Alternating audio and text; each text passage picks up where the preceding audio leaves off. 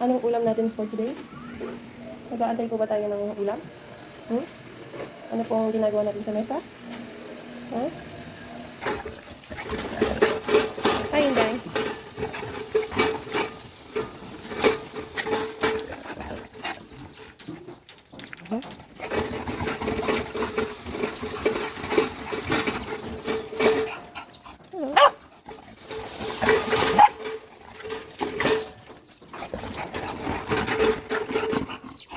Hay dagul.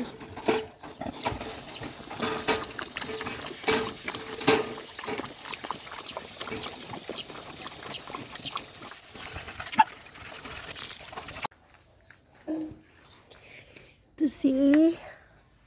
Hello, ampon. Sarili yan siyang cage. Sa labas.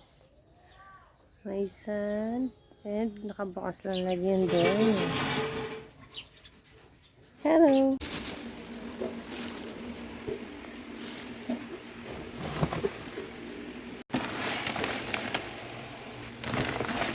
Naglilinis na naman tayo.